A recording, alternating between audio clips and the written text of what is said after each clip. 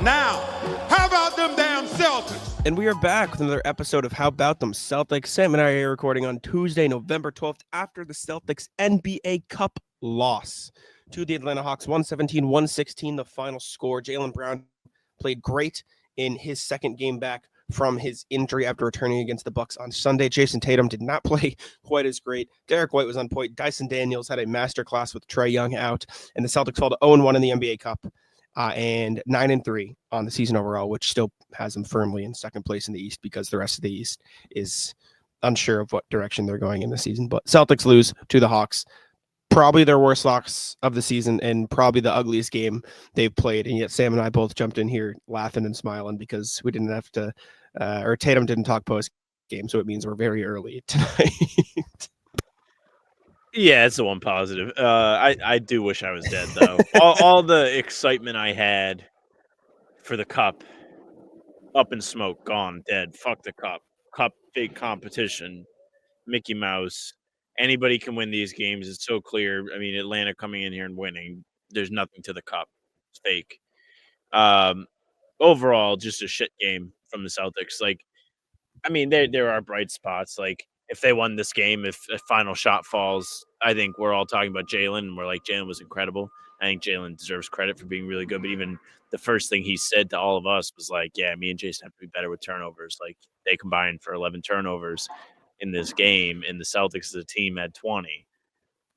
Combine that with 20 offensive rebounds for the Hawks. This is a Sam puts his head in the microwave type game. This is like a classic game that would, like, back in my peak ultra fan days, would make me want to like this would ruin my week if they didn't play. Like, thankfully, if you are like that, there's a game tomorrow or tonight as you're hearing this. So there is a chance for a bounce back from the Celtics and to erase what we just witnessed. But man, as someone that supports the team, it's a very disappointing way for them to lose, because not only did they do all of those things, Jaylen missed free throws in the clutch, and they were up 15 points in the second half, and they managed to lose this game. And it was funny because the way the NBA Cup works is, had the Celtics won this game, the amount of points that they won this game by would matter. And it still matters that they only lost by one. Like, if you want to take one positive away, if you care about this competition, is that their point differential in this loss is only -1, which is the best negative point differential you could possibly have. They still should have a positive point differential. But anyways, I was getting upset on the ninth floor because I was like, man, they should try and win by 1 billion because I want them to have the best point differential. You know what? I would have taken 10. I would have taken 10 points. Hindsight's 2020. I got greedy. That's on me. But no, man. Just overall, very disappointing day from the Celtics. I think you put it as aptly as you've ever put anything on the show, is the way with words. Just a shit game is good. The perfect phrasing. Jaylen Brown was really good, like you said. Huh? We were up there talking to each other, and we were like, this is slop. This was a mess. Both teams played like ass for stretches of this game. It was a shit game. It was awful. Yeah. Like you said, Jaylen deserves credit. 37 points, 14 to 22, 3-6. Some big shots at the end. But also, like you said, 11 combined turnovers from the Jays is just not going to get it done. For what it's worth, Tatum was bad in this game, but I don't think he was like – it wasn't the type of bad that makes you super angry at him, in my opinion at least. The turnover's really bad, and obviously that area is separate from what I'm talking about or about to talk about, because him and Jaylen's turnovers were all bad. But I don't think Tatum was like out there taking a bunch of stupid shots. I don't think he was out there, manhandling the offense. I don't think he was out there playing iso ball. He took 9 threes, but I felt like most of them were within the flow of the offense, including one at the end of the game that was as good of a look you could possibly get. And it was all the way in the basket. As close as it could possibly get to going in. Mm-hmm. Mm-hmm. So he didn't play well. He didn't score well, but it felt like he knew that it wasn't his night. He did a good job of doing things that he could control. He had 8 assists. He got to the line 8 times and made all of those. Helped on the offense, or helped on the glass when Clint Capella and Okongwu were dominating that area.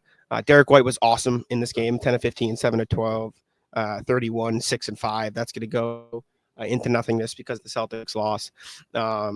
But it was just a rough night. It was, like you said, slop. And the biggest reason, in my opinion, outside of the turnovers, the Celtics took 75 shots in this game. The Hawks took 100. They got 20 offensive rebounds. 20 offensive rebounds. They dominated the paint. They were getting whatever they wanted inside, whether it was a Dyson Daniels drive, a Clint Capella post up, a Nyeka Okongwu post hook over into Mitch. They were getting whatever they wanted inside. They talked about it after the game, or the Celtics did, I should say. Talked about how they got switched and they didn't do a good enough job of fighting when they got switched on to the bigs and stuff. Dyson Daniels had 6 steals. Jalen Johnson had a triple-double, 18, 13, and 10. Like, the Hawks just played better. Point blank, period. They played a better game. They played more intentionally. They played more forcefully. They out-physicaled the Celtics. They out-rebounded the Celtics 20-6 on the offensive glass. It was just one of those nights. And these games happened, right? This is not the season's over. Got to overreact. The Celtics are bad now. Like, games where the team plays bad happens. Look at the Lakers game last year when LeBron and AD were out. The Celtics played like shit, right? Inevitably, throughout the course of an 82-game season, there are just going to be games where the Celtics play like ass, and they know it, right? Joe Mazzulla got to the podium and says, yeah, they outplayed us, period. And I think that's the only outlook you can have, and I think it's the best outlook you can have of not making excuses, but also not overreacting. And end of the day, they just got outplayed. Point blank, period. No other way to phrase it. Horrible. There was something. Oh, the second chance, not the second chance points, the extra shots. I did not know the difference. I didn't know it was 100 to 75. Oh, Yeah. that makes me mad. That makes me so mad. This is a game the Celtics lost by 1, by the way. Like, the Celtics, maybe what they're doing is they're kind of experimenting, and they're like, what is the worst we can play but still win? And tonight, the Hawks made 10 threes. They almost touched the sun tonight. They almost touched the sun. Bad. They did a sure as shit. Fucking 4 of those threes came from Larry Nance Jr. Unbelievable. Guy made a clutch one in the corner. Also, the one that he made in the corner was the result of perhaps the most embarrassing, outworked play of the game. Jaylen Johnson has the ball. The Celtics are up 3. No, they're up 4. Jaylen Johnson has the ball, takes a floater, hits the front rim, and it goes bar down, like basically an air ball. There are 3 Celtics right underneath the basket. Jaylen Johnson gets the ball, finds Larry Nance for an open 3, and he makes it. The Celtics could have ended the game right there, despite all of the turnovers, all of the other offensive rebounds, all of the missed free throws. Tatum not being at his best today because he's probably still hurt and also tweaked his ankle in this game, but says he's going to play tomorrow. So good luck with that. I mean, all of the things that went wrong could have just been not erased, but they could have gotten away with it if they just made. I mean, even the shot that lost them the game, it's an offensive rebound. It was the most poetic way for them to lose this game because that was the story of it. It was, oh, wow, they turned the ball over again. Oh, wow, they couldn't throw an entry pass again. Oh, Atlanta got another offensive rebound. Oh, Atlanta scored in the paint again. Would they have 70 points in the paint tonight? 69? Oh, I was going to check that. Thank you for reminding me. I was going to the box. I think it's 69, but I'm not positive. In the paint, the Hawks had 68 points. Okay. Ready? The Celtics attempted. Celtics were 16 of 21 in the paint for 32 points. The Hawks had 62 points in the paint on 34 of 54. So it was 54 shots in the paint for the Hawks to 21 for the Celtics. Some other stats I found. 5th most offensive rebounds in a game this season by a team. 5th most at 20. I looked to see if this was the fewest threes made in a win this season, but the Rockets have won a game making 5 threes, which is pretty impressive in and of itself. Also, and this is going to make people angry because it's insane to consider. The Celtics didn't take enough threes. And I know that sounds wild because they took 45, but that is tied for the That is tied for the second fewest they've attempted in a game this season, which, again, it sounds crazy, but my point is not that they needed to jack up more threes, but the point is that the offense looked so broken because the Hawks were playing with such good energy that they weren't generating the same threes that they normally get. Also, didn't help that Peyton Pritchard was a little bit cold tonight. He didn't necessarily he didn't shoot very well from three. He was 2 of 8. It didn't help that Tatum was 2 of 9. It didn't help that Drew Holiday was 0 of 3. Like they had guys miss, but they still shot 40%. But I mean, Joe Mazzulla has clearly emphasized it within the game plan. 3-point volume sometimes is more important than 3-point like percentage, right? More threes you get up, the more you will eventually make. Even if the Celtics shot, like for example, and obviously I know this is not how the game works, but let's say the Celtics shot 5 more threes instead of 2s and made 2 of them. That's the game. Do you know what I'm saying? Like it's just another small thing to look at. Like 45 is a very small amount of threes for the Celtics this season, which again is insane to think about, but it is how they are now. But yeah, they got outworked, man. It is what it is. Like I said, it's not the end of the world. They just need to bounce back and fix it because they talked about it before the game too. This is 3 straight games with 3 rough performances, and they bounced back against the Nets and the Bucks after going down 16-2 to start the game both times. And this time they weren't able to overcome the hump of underperforming in the effort department, and it sucks. Obviously, you never want to lose a game, but they just gotta bounce back from it. And like you said, Sam, like they'll play again tonight as you're listening to this, so they have a chance to do it very quickly. But not the best stretch for Boston in the last 3. Man, if they lose to Brooklyn, that's 3 days that you have to sit and think about this game and then the Brooklyn loss if they lose that. Nobody wants that. Nobody wants to be a part of that. Please win. Mm-hmm. I can't believe what we saw today. This should have been a surefire way to get yourself off to a great start in this competition. You should have won by 1 billion. You didn't. Instead, now you lost. Cleveland is now a must-win on Tuesday. I mean, I guess it was anyways, but now it really is. You have to win that game if you care about this, which I know there are plenty of people that don't care. If you don't care, you don't care. I think it's still fun. Like, you want to be in on the fun at the beginning of the season. It's just good. It could spark you. Like, as silly as it might sound, it feels like the Celtics kind of need a spark right now. Them being able to win this game, or not this game, but this group, or move on in this tournament and have a good win. Like, you think the Milwaukee game would have been a spark. It felt like they figured something out against Milwaukee. They won that game against Milwaukee because they did the opposite of what they did today. They played hard. They played good defense. They turned Milwaukee over. Everything in the second half was pristine. It's incredible to me that maybe they did take this Hawks team lightly, but they come out in a game that is technically more meaningful, even though I would rather have the results fall the way that they fell. And they had nothing. They had nothing for the Hawks.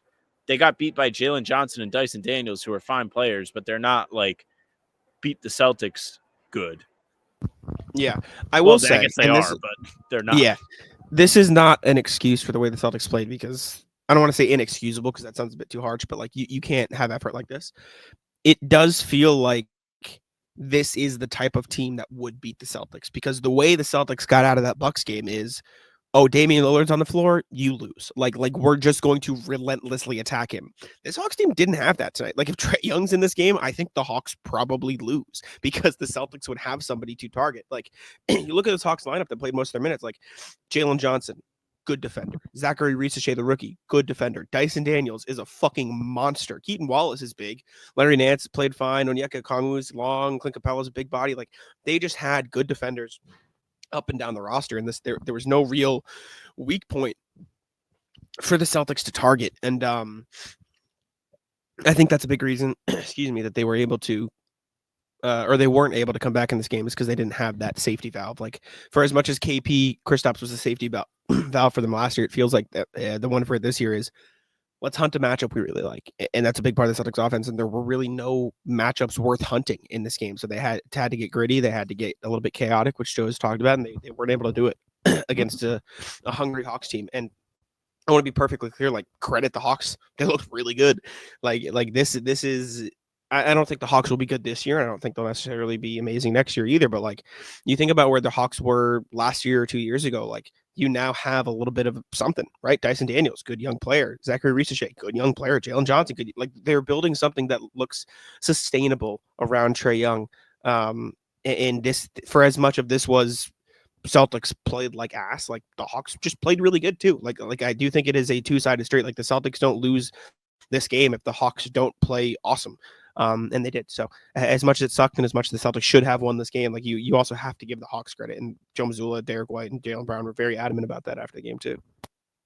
Yeah, Derrick was sure to emphasize that when guys in the NBA, first of all, I reminded everybody that these guys are all in the NBA. But when guys are in the NBA, when they get an actual opportunity to show you why they're in the NBA, they usually get pretty excited to do so. When somebody like Dyson Daniels has the opportunity to showcase that he can play offense as well as defense, it's going to fuel him to want to try harder on defense. Jaylen Johnson has a triple-double today. You don't think that's going to fuel him to play harder? Yeah. Like, it seems like the most obvious thing ever, but all of us always forget that when it happens. And then it happens, and we're all like, I can't believe this happened. How could this happen? And also, just to circle back a little bit, and I suppose this could go to the point of what does it take for the Celtics to lose games? Sam, you said, so the Hawks made 10 threes, and you said Larry Nance made 4 of them. Wrong. He actually made 5 of them. Oh, so no. Larry Nance Jr. actually made 5 of the Hogs. It's so fake, man. So however, fake. I will say, if it's any solace to you, he is shooting 69% from 3 on the season. So he is shooting. How many a game? He has made before this, and that was before tonight. Before tonight, Okay. he was Okay. 5, 6, 7, 8, 9. He was 9 of 13. 14.